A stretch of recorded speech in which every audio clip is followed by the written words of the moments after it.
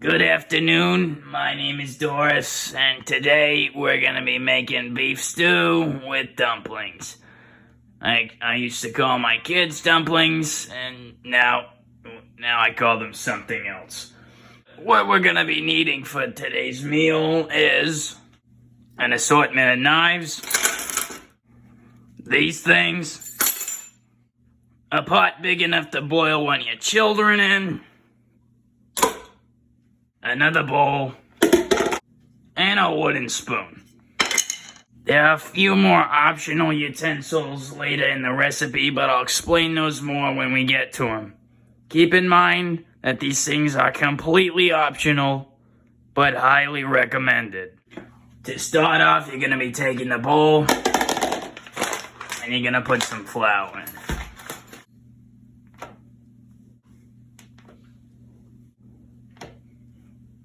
Now we're going to want to season it with some pepper and salt, and since my husband recently got a raise, we're also going to throw in some garlic powder.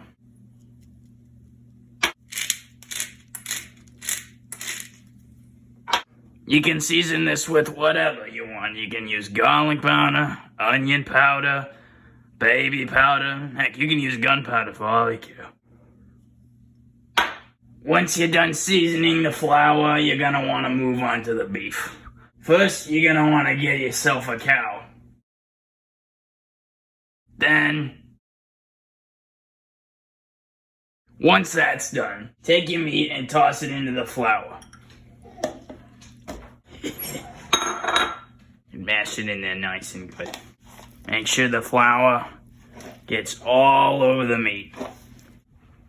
Now we're gonna brown the meat in the pan, whatever the heavens that means. Okay, I think I figured that out. If not, it probably won't hurt you. Come on. A little food poisoning never hurt anybody. Okay, now that that's done, time to move on to the onions. Okay, so cutting an onion is pretty simple. You just cut it. If you are one of those wusses that cry when you cut your onion, just make sure you note how many tears fall into it, because it'll be important later. Once you're done chopping the onions, put them in the mixture here, along with any other herbs you're using. Probably should have washed my hands. Stir that around a little bit. And I'm not talking about herbs as in Herbert Hoover. I'm talking about herbs like parsley and mint. You know, a lot of people ask me why I use mint in my food.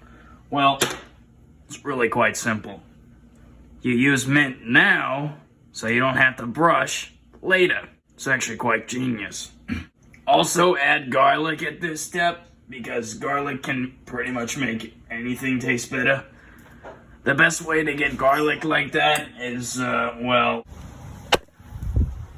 for your sake, we use the knife.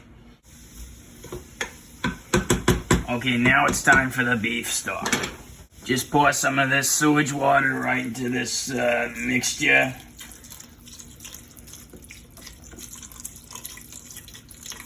Then add some chopped carrots and parsnips for good measure. Stir that around a little bit. Now we're gonna want to bring this to a boil. Speaking of boils, I've had this awful bowl begin to form on my back. Son, would you pass the knife? Alright, now that it's boiling, we're gonna add the top back and let it simmer for 30 to 40 minutes. But if you're a broke boomer like me and can't afford great meat, we're gonna have to let it sit a little bit longer. Okay, now it's time to make the dumplings. Ideally, we would just do this on the floor for less dishes to wash. But for your sake, we'll use a bowl. Add flour, salt, and Crisco. Come on, honey, I don't got all day. The Crisco is actually supposed to be shredded suet, but since most people don't like eating straight animal fat, and for your sake, we're using Crisco.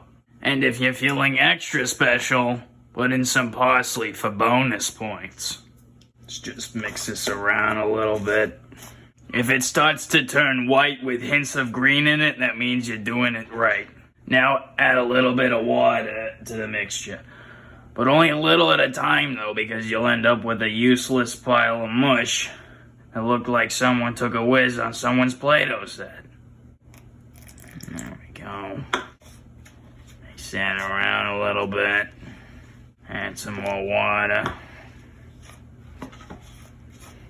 Now it's time to get your hands a little dirty and mix around the mixture and make sure it's all nice and good. But I'm gonna take off my jewelry first. Also, you should probably wash your hands before you do this, since it usually makes you look somewhat sanitary. Now separate the dough into 4 to 6 smaller pieces.